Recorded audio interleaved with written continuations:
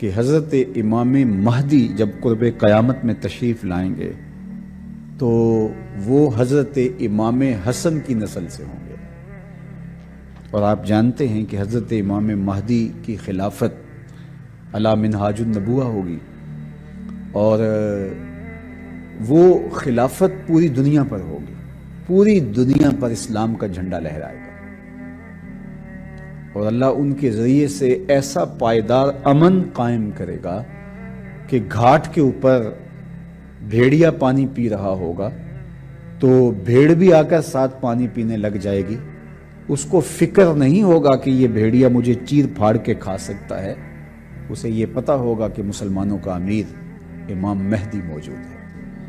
ایسا پائیدار امن موجود ہوگا، اسلام کی خوشبو گلی گلی پھیل جائے گی، اور کائنات میں ایک بھی گھر ایسا نہیں ہوگا جس گھر کی چھت پہ میرے حضور کے نام کا جھنڈا نہیں ہوگا۔ اسلام کا پھیلاؤ، اور یہ تخت و تاج چھوڑا تھا حضرت امام حسن رضی اللہ تعالیٰ عنہ نے، اور پھر اللہ امام حسن کی اولاد سے امام مہدی کو یہ اعزاز دے گا کہ پوری دنیا کے اوپر حکومت حضرت امام حسن کے بیٹے کی ہوگی۔ قربانی دینے والوں کی قربانیاں ضائع نہیں ہوتی، ان کی قربانیاں رائیگاں نہیں جاتی، اللہ ان کا صلہ جمع کر لیتا ہے، یا ان کو دنیا میں دیتا ہے یا آخرت میں دیتا ہے، اور کئیوں کو دنیا میں بھی عطا کرتا ہے اور آخرت میں بھی عطا کرتا ہے۔ نسلوں کے اندر اچھوں کی اچھائی کی برکات پیدا ہوتی ہے، تو حضرت امام حسن رضی اللہ تعالی عنہ کی اس قربانی کو، جو تخت و تاج کی قربانی تھی، اس کا صلہ یہ کہ آپ کے فرزند پوری دنیا کے تخت کے مالک ہوں گے، اور خلافت کی وہ صورت کہ پوری دنیا کے اندر ایسا پائیدار امن قائم ہوگا کہ دیکھنے والا ہوگا۔ تو یہ حضرت امام حسن رضی اللہ تعالی عنہ کی شان ہے، یہ آپ کا مرتبہ ہے اور آپ کو دیا گیا مقام ہے۔ خلیفۃ المسلمین حضرت امام مہدی کی خلافت علی منہاج النبوہ قائم ہوگی، اسی طریقے پہ قائم ہوگی۔ حضرت عیسیٰ علیہ السلام کے انفاس کی مہک سے دجال پگھلتا چلا جائے گا۔ جب دجال آئے گا تو میرے غلام اس کے مقابلے کے لیے نکلیں گے۔ دجال کب آئے گا اللہ جانتا ہے۔ 1400 سال اس بات کو بتائے ہوئے ہو گئے، کہا قرب قیامت میں دجال آئے گا، میرے غلام اس کے مقابلے میں نکلیں گے۔ انی لعارف اسماءہم، میں اپنے ان غلاموں کے ناموں کو جانتا ہوں۔ بات ختم یہاں نہیں ہوئی، یہاں ختم ہو جاتی پھر بھی کافی تھا، لیکن میرے حضور نے آگے بھی بات فرمائی، وَأَسْمَاءَ آبَائِهِمْ، ان کے باپوں کے ناموں کو بھی جانتا ہوں، ان کے باپوں کے ناموں کو بھی۔ کہانی ختم نہیں ہوئی، بات آگے فرمائی، وَأَلْوَانَ خُيُولِهِمْ، جن گھوڑوں پہ چڑھ کے جہاد کریں گے میں محمد ان گھوڑوں کے رنگوں کو بھی جانتا ہوں۔ کون سا غلام، کس کا بیٹا، کس قبیلے کا فرد کس رنگ کے گھوڑے پہ بیٹھ کے جہاد کرے گا، کہا میں سب جانتا ہوں۔ جب تک پوری دنیا پر اسلام نہیں پھیل جائے گا، پوری دنیا پر اسلام نہیں پھیل جائے گا، شرق سے لے کر غرب تک، شمال سے لے کے جنوب تک، کائنات کی ایک چھت بھی ایسی نہیں ہوگی جہاں محمد عربی کے نام کا جھنڈا نہیں جھول رہا ہوگا، حضور کے نام کے پھریرے لہرا رہے ہوں گے۔ یہ اللہ کے محبوب کی عظمت ہے، کفر مٹ جائے گا۔ کیا طاقت تھی، کیا آواز تھی کہ ایسے اسود و احمر بھاگے ہوئے چلے آ رہے ہیں۔ وہ کڑکا تھا ایک بجلی کا، یا کہ صوت ہادی، عرب کی زمین جس نے ساری ہلا دی۔ اور زمانے نے دیکھا آج 7 ارب کی آبادی میں 1 ارب 70 کروڑ کے قریب مسلمان ہیں۔ جاپان میں سب سے تیزی سے پھیلنے والا مذہب اسلام ہے، یورپ میں سب سے تیزی سے پھیلنے والا مذہب اسلام ہے۔ بے عمل صحیح، جیسے بھی صحیح، لیکن حضور علیہ الصلوۃ والسلام کا دین پھیلتا چلا جا رہا ہے۔ فرمایا جنت میں کل 120 صفیں ہوں گی، ٹوٹل صفیں جنت کی 120 ہوں گی۔ 40 صفیں آدم علیہ السلام سے لے کے حضرت عیسیٰ علیہ السلام تک تمام نبیوں کی امتوں کی ہوں گی، 80 صفیں صرف میری امت کی ہوں گی۔ یہ ہے حضور علیہ الصلوۃ والسلام کے پیغام کی آفاقیت۔ جدھر دیکھو حضور کے دیوانے دکھائی دیتے ہیں۔ اللہ ہمیں توفیق عمل دے۔ اگر ہم سچے، کھرے، سیدھے، دو ٹوک مسلمان بن جائیں تو پوری کائنات ہمارے قدموں تلے ہے، اس لیے کہ ہم محمد عربی کے غلام ہیں۔ اور آج دیکھ لیجئے، آج ہم کٹ رہے ہیں، لٹ رہے ہیں، پٹ رہے ہیں، لیکن ہم پھر بھی شاد کام ہیں۔ آج ہم دنیا کے اوپر عددی کثرت کے باوجود بھی ذلت اور رسوائی کے گڑھوں میں گرے ہوئے ہیں۔ اتنی تعداد ہماری کبھی نہیں ہوئی تھی جتنی اس وقت دنیا کے اوپر مسلمانوں کی اب تعداد ہے۔ دنیا کی 6 ارب آبادی میں سے تقریباً 1.25 ارب مسلمان ہیں۔ 56-57 باقاعدہ اسلامی ریاستیں ہیں، اور اس کے علاوہ اللہ نے ہمیں مختلف معدنیات سے، تیل جیسی دولتوں سے مالا مال کیا ہے، ایٹمی طاقت بھی ہم خیر سے ہیں۔ لیکن اس کے باوجود جو ذلت، جو نکبت، رسوائی، پستی اور ذوبحالی ہمارا مقدر ہے، ماضی میں اس کی کوئی مثال نہیں ملتی۔ ہمیں استرداد کا، ویٹو کا حق بھی حاصل نہیں ہے۔ دنیا کی نظروں میں ہماری بے توقیری اور ناقدری کا عالم یہ ہے کہ دنیا کے جس خطے پر بھی کوئی خون بہہ رہا ہے تو آپ غور کرو تو وہ مسلمانوں کا خون بہہ رہا ہے۔ 1 انچ بھی جگہ پوری کائنات پہ ایسی نہیں جہاں خون کی ارزانی ہو اور وہ خطہ کفار کا ہو۔ جہاں بھی خون بہہ رہا ہے وہ ہمارا خون بہہ رہا ہے۔ اتنی سستی حرمت اور بے توقیری کبھی نہیں ہوئی تھی۔ میرے اور آپ کے آقا و مولا حضور نبی رحمت صلی اللہ علیہ وآلہ وسلم نے قرب قیامت کے فتنوں کا ذکر کیا اور اس دور میں آنے والی مصیبتوں کا بیان ارشاد فرمایا، اور کہا کہ ایک وقت آئے گا کہ تمہاری مثال ایسے ہوگی جس طرح بھوکے پلیٹ کے اوپر جھپٹ پڑتے ہیں، تو تم اس طرح لوگوں کی ہوس زدہ نگاہوں کا شکار ہوگے اور لوگ تمہیں اس طرح نوچ نوچ کے کھائیں گے۔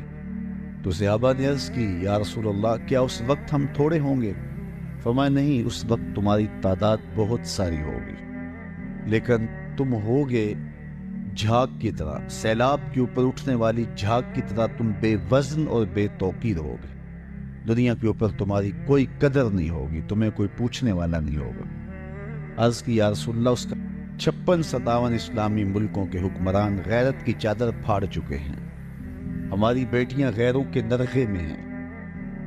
ایک وہ وقت تھا کہ دیبل کے ساحل پہ ایک بیٹی ناہید نے پکارا تھا تو محمد بن قاسم اللہ کے قہر کی بجلی بن کے آیا تھا، اور آج کتنی بیٹیاں غیروں کے نرغے میں ہیں۔ ہے کوئی ان کی فریاد سننے والا؟ کوئی آکھے وارث شاہ نو اج قبراں وچوں بول، اج کتاب عشق دا کوئی اگلا ورکا پھول۔ ایک روئی سی تی پنجاب دی تو لکھ لکھ مارے وین، اج لکھاں تیاں دیس تیرے دیاں وارث شاہ تینوں کہن۔ آفیہ بیٹی قوم تیری دی روے تے کرلاوے، کیڑا او دے اتھرو پونجے کیڑا چپ کراوے۔ اج دین نبی دا وانگ یتیماں کر کر تکے کھاوے، کتھوں لباں عمر بہادر جڑا روندے نوں گل لاوے۔ آج یہ ہمارا حال ہے اور یہ ہماری صورتحال ہے جس سے ہم گزر رہے ہیں۔ تو میرے حضور علیہ السلام نے دور موجود کے اندر ہم جہاں جس نہج پہ پہنچے ہیں اس کی نشاندہی بھی کرائی، اور پھر یہ بھی بتایا کہ اس کا سبب وہن کا مرض ہوگا، اور وہن کا مرض ہے کیا وہ بھی بتایا، دنیا کی محبت اور کراہیت موت۔ آج دنیا کی محبت رچ بس گئی ہے۔ ہر شخص بظاہر تو یہ کہتا ہے کہ بچوں کا پیٹ پالنے کے لیے یہ دن رات کوشاں ہوں، جبکہ پیٹ کا اتنا لمبا چوڑا تقاضا تو نہیں ہے۔ دنیا کی محبت نے توڑ کے رکھ دیا، ہم قدریں پامال کر چکے ہیں، ہماری زندگی بے ترتیب ہو کے رہ گئی ہے، مقصد حیات سے غافل ہو گئے ہیں، 2 دنی 4 کے چکر میں جو جہاں بھی ہے وہاں مطمئن ہی نہیں ہے۔ راتوں رات امیر ہو جاؤ، اس کے لیے کوئی قدر کا پامال کرنی پڑے، کسی کا خون نچوڑنا پڑے، کسی پر ظلم، جور اور جبر کا بازار گرم کرنا پڑے، لیکن مجھے دولت مند ہونا چاہیے۔ تو حب دنیا برباد کر کے رکھ دیتی ہے، اور آج یہ ہمارے اندر کوٹ کوٹ کے پڑی ہے، خواہشات کے جہاں آباد ہیں، اور ہم بس اسی چکر میں دن رات گزارا کر رہے ہیں، اور ایک دوسرے سے آگے بڑھنے کی اس دوڑ میں ہی ہم قدریں پامال کر چکے ہیں۔ ہمیں اپنے آپ کے لیے بھی وقت نہیں ہے کہ ہم سوچیں کہ ہم اس دنیا پہ بیٹھ نہیں رہنا، جتنا بھی کما لیں گے چھوڑ کے چلے جانا ہے۔ کفن ہی ایک ایسا لباس ہے جس پر جیب نہیں ہے، باقی جس طرح کے بھی آپ لباس پہنتے ہیں کئی جیبیں لگی ہوتی ہیں، لیکن اس لباس میں کوئی جیب نہیں ہے۔ جب بندہ مرتا ہے تو اس کا سارا مال ترکہ بن جاتا ہے، اور بعد میں آنے والے تو کفن بھی میلا نہیں ہونے دیتے، بانٹ لیتے ہیں۔ وہ تو ایک گھر رات رکھنے کو تیار نہیں ہوتے، وہ تو لباس بھی پھاڑ کے اتارتے ہیں۔ میاں صاحب بولے جاندی واری ڈرونا بنے ہو تے ہاتھ نہ لاندے ڈر دے، جنہ لئی تو پاپ کمائے اج کتھے نہیں تیرے کر دے۔ تو زندگی کی مختصر سامانی ہی زندگی کا حسن ہے، لیکن خواہشات نے ہمارے اندر کو نچوڑ کے رکھ دیا، اور ہم سویر سے شام تک ایک ہی دھن میں لگے ہیں کہ ہمارے پاس دولت کے انبار جمع ہو جائیں۔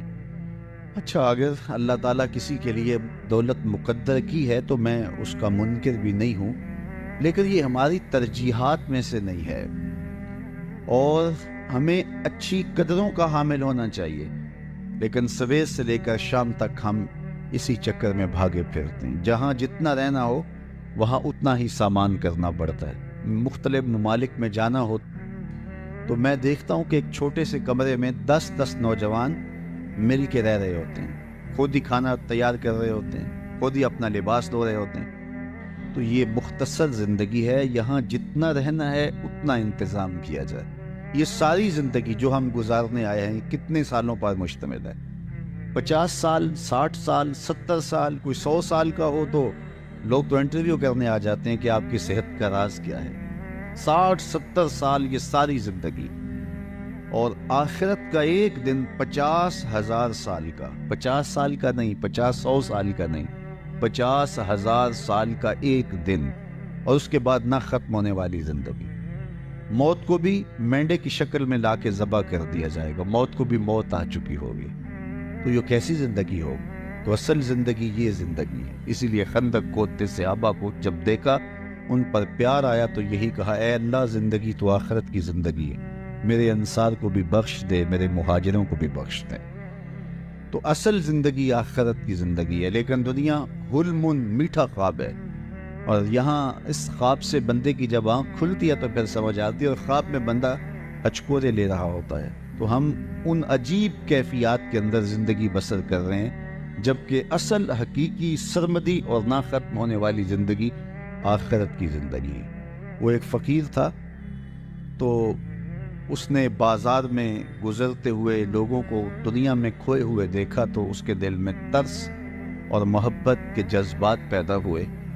تو اس نے لوگوں کو کہا کہ تمہارے اس رویے سے بڑا ازردہ ہوا ہوں، یہ دنیا ہی سب کچھ نہیں ہے، آؤ میں تمہاری رب سے صلح کروا دوں۔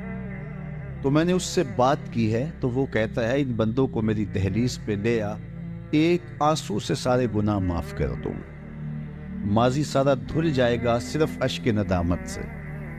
اللہ اکبر! تو لوگ اس کا الٹا مذاق اڑانے لگے، تو وہ کھڑا ان کے رویے سے تنگ دل ہو کے رونے لگا۔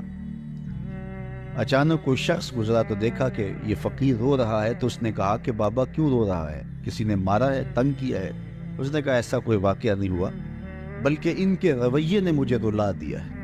کیا ہوا؟ کہا ان کو دنیا میں کھوئے ہوئے دیکھا تو میرا خیال ہوا ان کی رب کی صلح کروا دوں، تو وہ تو مانتا ہے، یہی نہیں مانے، تو مجھے ان کی بے حسی پہ رونا آ گیا کہ یہ سمجھتے نہیں ہے 4 دن کی زندگی ہے۔ اگلے دن وہی شخص قبرستان کے قریب سے گزرا، دیکھا کہ وہ فقیر، وہ درویش وہاں قبرستان میں کھڑا رو رہا تھا، تو وہ پھر رو گیا۔ کہا بابا بازاروں میں بھی روتا ہے، قبرستانوں میں بھی روتا ہے، آج کیا مسئلہ ہے؟ کہا میرا مسئلہ کل والا ہی ہے۔ کہا کیا مطلب؟ کہا کل بازار والوں کے قریب سے گزرا تو میرا خیال ہوا کہ ان کی رب کی صلح کروا دوں، تو وہ تو مانتا تھا، وہی نہیں مانے، اور ان سے مایوس ہو گیا تو آج ادھر نکل آیا، تو آج میرا خیال ہوا ان قبرستان والوں کی رب کی صلح کروا دوں۔ تو اس نے کہا آج کیا بنا؟ کہا آج یہ مانتے ہیں، وہ نہیں مانتا، آج اس کی رحمتیں برسنے کے لیے آمادہ ہیں، وقت آج میرے پاس بھی ہے، آپ کے پاس بھی، کل یہ سب کچھ نہیں ہوگا، ہاتھ سے نکل چکا ہوگا۔ آنکھیں جب بند ہوں گی تب آنکھیں کھلیں گی، لیکن پھر کیا فائدہ؟ آج تو اس کی رحمتیں آواز دے رہی ہیں، یا ایھا الانسان ما غرک بربک الکریم۔ مجھے بتاؤ کوئی یوں بھی محبت سے پکارتا ہے باغیوں کو، سرکشوں کو؟ کبھی آپ نے مجرم کا پولیس کو تعاقب کرتے دیکھا ہوگا، سرکش شاگرد کے پیچھے استاد کو دوڑتے دیکھا ہوگا، نالائق بیٹوں کی مرمت باپ کو کرتے دیکھا ہوگا، لیکن پیار کا یہ روپ بھی کبھی دیکھا کہ جو اس کے حکموں کو توڑ کے جا رہا ہے، سرکش ہے، متمرد ہے، اس کے حکام سے منہ پھیر کے بغاوت کر کے جا رہا ہے، اس کو اس کی رحمتیں آواز دے رہی ہیں، یا ایھا الانسان، او بھاگنے والے انسان، ما غرک بربک الکریم، آجا پلٹ کے، تیرا رب بڑا ہی کریم ہے۔ میں کہتا ہوں ساری دنیا کے شہد نچوڑ دیے جائے، اتنی مٹھاس نہ ہو جتنی لفظوں کے اندر مٹھاس رکھ دی گئی ہے۔ باغی اور سرکش کو آوازیں دی جا رہی ہیں، او بھاگنے والے آجا پلٹ کے، تیرا رب بڑا ہی کریم۔ اللہ